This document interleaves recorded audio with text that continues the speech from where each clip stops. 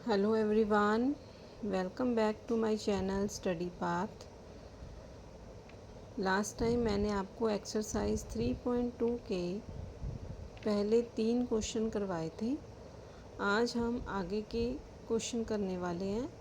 तो question number 4 है, how many sides does a regular polygon have if each of its interior angle is 165। अब इसमें interior angle दे रखा है 65, exterior नहीं दे रखा। तो पहले हम क्या करेंगे, interior angle equal to 165। Interior angle 165 है, तो हम एक्सटीरियर एंगल निकालेंगे। एक्सटीरियर एंगल कितना आ गया,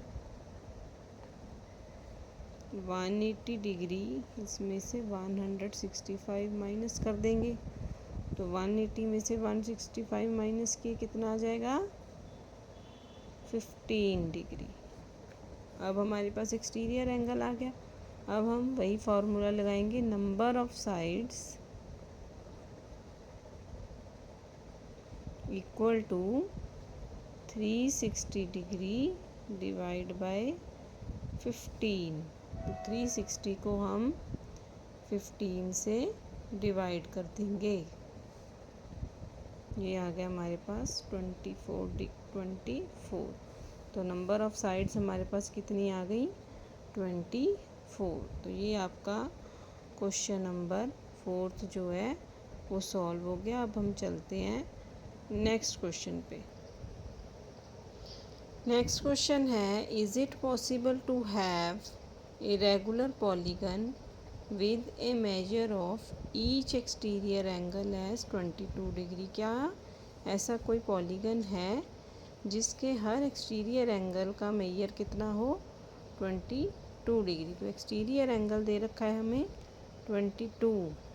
तो हम देख लेते हैं फिर से, number of sides equal to 360 upon exterior angle.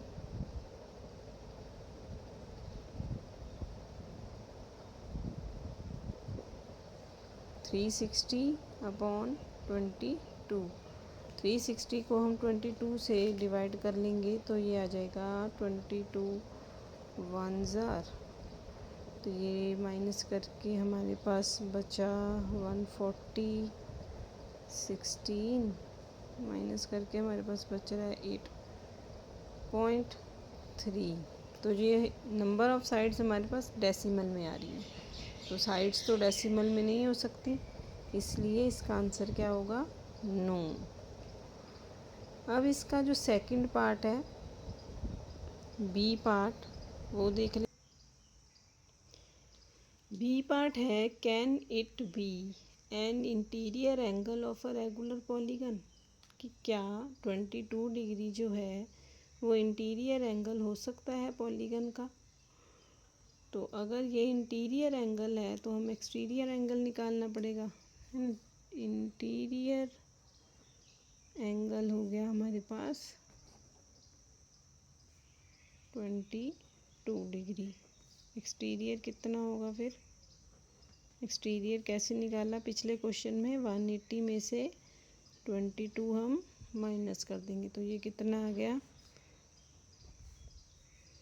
158 degree. अब 158 जो है वो 360 को डिवाइड नहीं कर सकता, therefore 158 degree can't divide 360।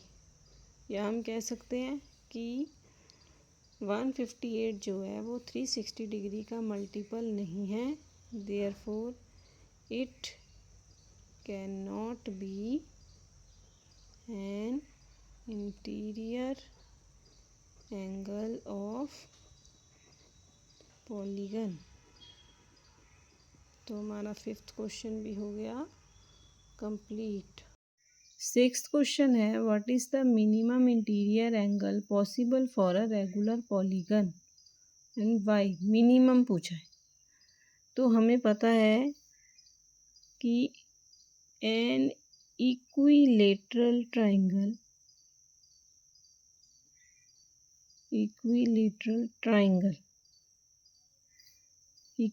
Triangle having least sides होती है ना, कितनी साइड्स होती हैं?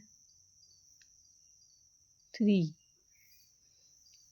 ये एक क्या है? एक रेगुलर पॉलीगन है।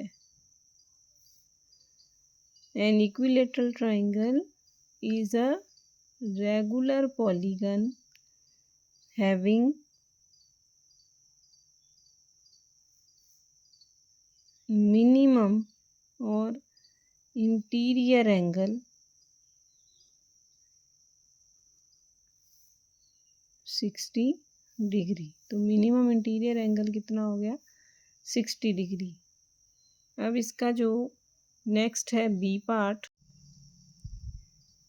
पार्ट है what is the maximum exterior angle possible for a regular polygon. और फिर से N equilateral triangle is a regular polygon having maximum exterior angle